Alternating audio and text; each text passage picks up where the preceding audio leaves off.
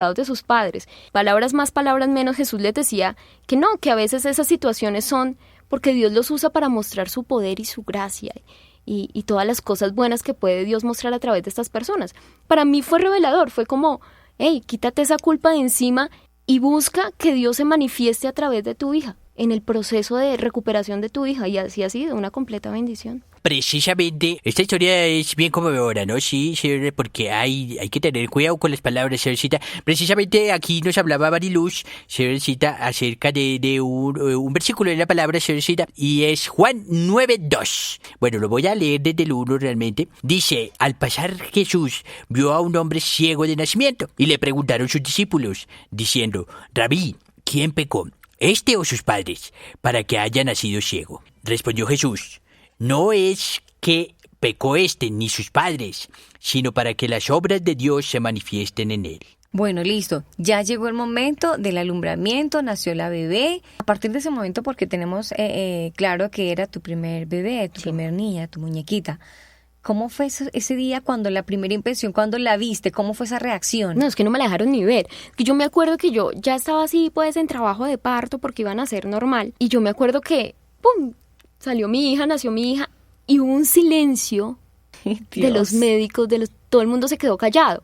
Y yo le dije a los médicos, tranquilos, que yo ya sé. Ay, por Dios. Porque todos se quedaron callados y no me la dejaron ver. Yo no la vi. Ajá. Se la llevaron, yo escuché que lloró y eso, pero no me la dejaron ver hasta el siguiente día. Uh-huh. Porque ellos decían que en ese estado, pues, como de tanta adrenalina del parto y todo eso, de pronto verla iba a ser un shock tenaz. Porque tú tenías supuestamente, ellos no saben que tú sabías, y que el choque emocional cuando vieras a tu niña con su labiecito así iba a ser más que positivo, no sé, como me siento desilusionada. Algo así, yo creo, y no me la dejaron ver sino hasta el día siguiente. Y al día siguiente ya sí me llevaron y la vi y todo eso.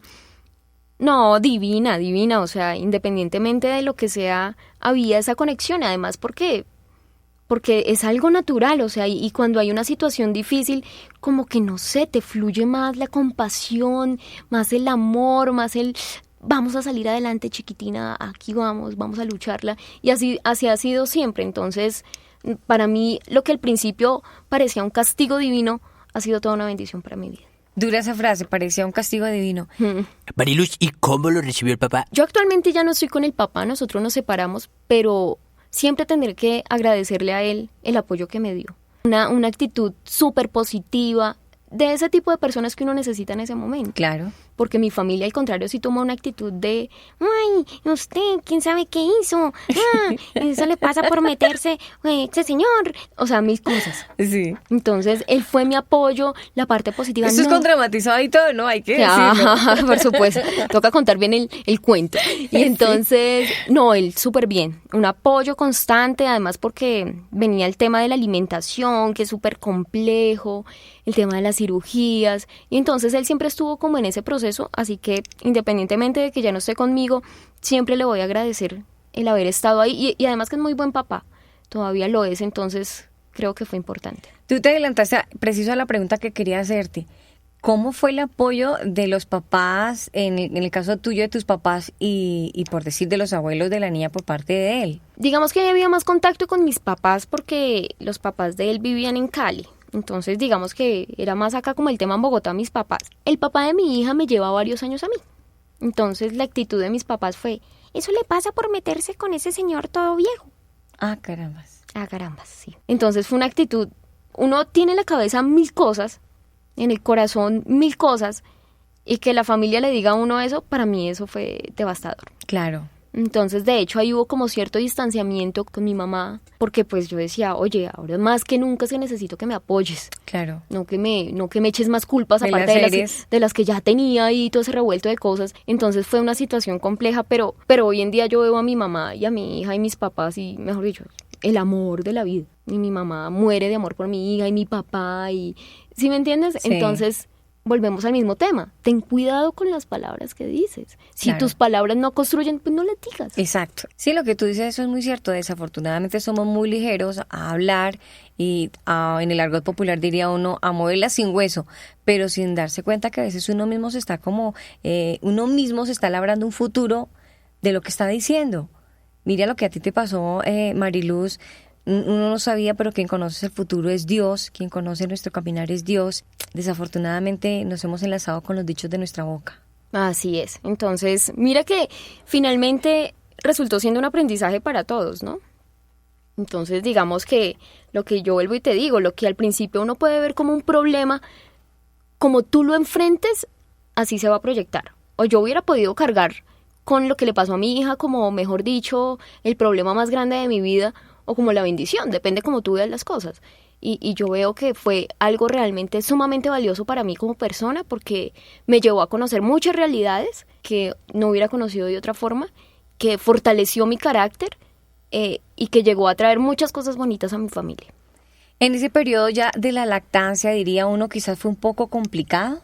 Sí, claro, porque pues ellos al no tener paladar pues no pueden succionar. Entonces, como no tienen el paladar, entonces digamos que lo que comen se va como a la cavidad superior de la nariz. Bueno, eso es todo un... Y se puede desarrollar problemas futuros también de rinitis en los oídos porque se les puede ir leche. Claro, eso es todo un tema complicadísimo. Me decían que se iba a ahogar, que le iban a dar infecciones, que le iba a dar esto, que le iba a dar lo otro. Y mi hija es la más sana del mundo. Oh, Dios. Mira, nunca un problema de decir que se me ahogó, que es el que le pasó, que los oídos. Ha sido súper sana. Entonces, todo ha sido Dios como que mostrando lo que me dijo en ese pasaje de la Biblia. O sea, necesitaba que pasara eso para mostrar la gloria de Él a través de mi hija en esa recuperación tan maravillosa que ha tenido. Hablemos un poquito de la personalidad, hablemos de cómo es el desarrollo de vida de Lucía. Sí, ¿cómo es la niña, Mariluz? Mi hija es una niña sumamente alegre, es una niña sumamente feliz. Creo que ella nos enseña el valor de aceptarnos como somos en una sociedad en donde miramos lo superficial nada más, en una sociedad donde nos regimos bajo patrones de belleza y estereotipos que nos han puesto el mismo mercado, las mismas marcas, en donde la niña bonita es solo la que es flaca y tenga la nariz respingada.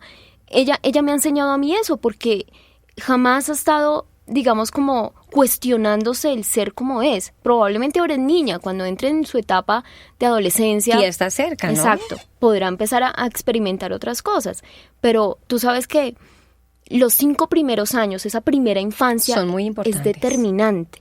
Y en esa primera infancia creo que se construyó un carácter importante, que es el de la aceptación. Es el de valorarse, es el de respetarse como ella es y es el de tener autoconfianza. Entonces ella es muy segura de ella misma, ella es la monitora de su clase, ella está en el grupo de danzas, ella cuenta chistes, ella es súper pilosa. Es una alegría, es una luz donde ella se coloca. Claro, es impresionante, es divina. Entonces ese es al final del ejercicio lo importante, ¿sí me entiendes? Porque el mismo cirujano me decía, mira Mariluz, la parte física con cirugía se arregla, pero ese carácter que ella pueda desarrollar, eso no lo arreglamos con cirugías. Una gran parte, esa parte que estás diciendo, Mariluz, y que el médico te decía, influye muchísimo la parte de los papás, qué tanto apoyo le den a la niña positivo o qué tanto le resaltan el pequeño problema de su carita, cómo se lo hacen ver, en qué tamaño se lo hacen ver a la niña, y pienso que eso es hoy en día el resultado de los adolescentes, que aunque no tengan nada, que uno no los vea con ningún defecto visual, que uno no los vea con enfermedades, pero que desafortunadamente están tan mal su corazón, es tan mal el ejemplo que han llevado en su familia, que les ha afectado en su relación, en su rol como jóvenes, que incluso no se saben enfrentar ante una sociedad. Creo que el trabajo como padres ahora es que, no sé, nosotros mismos nos encargamos de llegar otra vez a lo superficial, a lo vacío, ¿sí me entiendes? Y nosotros como padres proyectamos nosotros mismos como desde ahí, de la superficialidad que nosotros como padres tenemos en nuestra misma vida, ¿no? ¿Qué tanto hablamos con nuestros hijos de eso? Sí. De la autoconfianza. Pues yo no sé, yo digamos que con mi hija lo he tratado de otras formas, pero realmente uno habla con los hijos de tener autoconfianza, uno le explica a los hijos qué es eso, uno le enseña a los hijos que uno es una obra perfecta de Dios y que debe amarse así y sentirse feliz. Ahora, afortunadamente ahora con el tema del bullying, digamos que se ha tocado mucho el tema, ¿no? Eso te quería preguntar, ¿la niña fue afectada de eso en el colegio? ¿Le han dicho cosas? ¿Cómo ha manejado esta situación ella? No, mira que gracias a Dios, yo solo recuerdo una ocasión que, no sé, tenía tal vez 5 años, 6 años, y me dijo que los niños del jardín le preguntaban que qué tenía. Sí. Es decir, me refiero a las cicatrices del labio superior, y que ella les había dicho que le habían hecho una cirugía. Y yo, muy bien, mi amor, así es. Pero es que me volvieron a preguntar. ¿Y qué hiciste? Pues yo volví y les dije. Ajá. Yo, ok, y si te preguntan 20 veces les vuelves a contar. Mariluz, a ver, es muy fácil y en programas pasados les decíamos a los papás que a los niños hay que hablarles claro para que ellos empiecen a hablar claro. ¿Cómo hiciste para enseñarle a la niña a hablar pues según su forma, hasta donde ella pudiera hablar las cosas claras? ¿Cómo le hablabas? ¿O le hablabas con esa ternura que uno empieza a veces por cariño a hablarle a medias palabras a los bebés? Pero en este caso tu niña ya tenía el problema en su labiecito. ¿Cómo hacías para que ella empezara a desarrollar bien su lenguaje y que no tuviera al contrario, uno por ternura, por cuchicharla, le sumaba al problema? Afortunadamente, ella tuvo, digamos que muy buena asesoría médica, entonces ella tenía la parte de terapia de lenguaje. Uh-huh. Y fue súper dura la terapia de lenguaje durante mucho tiempo. Y entonces eso le sirvió mucho. Es que es inevitable, o sea, yo digo que por más que les digan a los papás, háblele bien a sus hijos, es muy difícil, ¿sí me entiendes? Que, ay, ven mi amor, no sé qué, es muy difícil que uno como que no llegue a eso, no debería hacerse, Sí, pero claro. es muy difícil, ¿no? Pero digamos que yo todavía le recuerdo a ella, y cuando yo la escucho hablar y le siento como una pronunciación inadecuada, yo, Lucía, pilas con eso, estás pronunciando mal, Lucía, habla despacio, Lucía. Entonces, eso va a ser de toda la vida, va a ser un trabajo de toda la vida. Pero afortunadamente hemos tenido el tema de las terapias, que es súper importante. Y muchas veces uno como papá subestima el tema de las terapias. Sí, y realmente eso es una pérdida de tiempo, que eso no funciona, eso que no sí, quieren. exacto, pero realmente sí es muy valioso y hemos visto el resultado. De hecho, hace poco la vio un cirujano mexicano que vino a hacer, digamos que acá como unas visitas, y tuvo la oportunidad de ver a mi hija y la escuchó hablar y me dijo, no, impresionante, tu hija está hablando súper bien, además que también se debe a que la cirugía quedó muy bien hecha, la del paladar. Entonces todo ha sido una cadena de cosas buenas. Dijiste, todo ha sido una cadena. En el proceso, no solamente de la parte del lenguaje, sino también, digamos, para ir corrigiendo para la sociedad, porque para ti, tu niña es perfecta. Sí. Quizás uno dice, bueno, la niña ha tenido ese problema en la parte del lenguaje, pero es que hay una parte que dice uno, en la parte estética no se ve bien. ¿Has podido trabajar esa área? ¿Le has hecho cirugía? ¿Cómo se ha trabajado eso? Ella, la primera cirugía que se le hizo fue a los 3 meses para corregir la fisura del labio, o sea, le cerraron el labio y después le cerraron el paladar. Ahí el tema es la cicatriz. Sí. Del labio, ¿no? Y digamos que ellos tienen inevitablemente un cierto toque ahí en la nariz, bueno, digamos que parte de la malformación también toca un poco la nariz, y entonces es un proceso de mucho tiempo. Entonces le cierran el labio, que digamos que es como lo más visible, luego le hacen la del paladar, y de hecho en este año le van a hacer otra cirugía a mi hija, que son ¿Cuántas cirugías? Hasta el momento lleva 2. Ahorita este año, si Dios quiere, le van a hacer la otra, que es un implante en las encías. Las encías también están fisuradas. Entonces le tienen que hacer un injerto óseo, entonces le extraen un pedacito de hueso de la cadera y se lo injertan en la encía para cerrar la encía, para que quede una sola pieza, pues la encía superior. ¿Cómo ha tomado la niña cada cirugía, su parte emocional, qué dice ella, cómo se siente, su estado de ánimo? ¿Cómo ha sido cada proceso de cirugía? Pues realmente como la primera cirugía y la segunda estaba muy chiquita. Pero ya estamos hablando de una nena de 10 años, sí, donde preguntan y mami, ¿por qué? O me siento triste, o ¿por qué a mí? Ella, sabes que nunca me ha dicho mamá, ¿por qué a mí? Pero obviamente sí me pregunta, ¿y me duele mamá? ¿Y me va a doler? ¿Y si voy a poder caminar? Porque el injerto se lo sacan de la cadera. Y digamos que ese tipo de preguntas. Pero realmente ella es, no sé, tiene una madurez y una fortaleza. Nunca me ha preguntado mamá por qué yo soy así o mamá por qué me toca a mí. Entonces eso también me da mucha tranquilidad a mí, porque imagínate tenerla, pero ¿por qué mamá? ¿Por qué me pasas tú a mí? Haría mucho más difícil la situación. Entonces ella es consciente de que tiene que hacer esta cirugía y estamos en todo ese proceso y ella ha estado pues en sus exámenes y eso, y gracias a Dios lo ha tomado súper bien. Algo que nos gustaría muchísimo ya para irnos, Mariluz, es que Dios permita que podamos tener aquí a Lucía y que podamos hablar con ella y que nos cuente su experiencia de vida como muñeca, como niña, cómo ha sido su relación con sus compañeritos en el colegio. Pues primero que todo te agradecemos mucho por habernos acompañado hoy en el programa de Los Chiquis y Don Achaques, pero sí que te comprometas más que con nosotros, con toda la familia de Los Chiquis, para poder hablar con Lucía bajo la autorización tuya. Por supuesto, y sabes que hasta sería chévere para mí porque podría conocer otras cosas que ella a mí no me dice, ¿sí me entiendes? Probablemente aquí con ustedes y en otro ambiente ella también empiece a contar otras cosas que probablemente yo no sepa. Y chévere, y que la escuchen a ella y van a ver. Y yo antes de cerrar, Aris, quería decirle a todos los papás que en la vida la clave está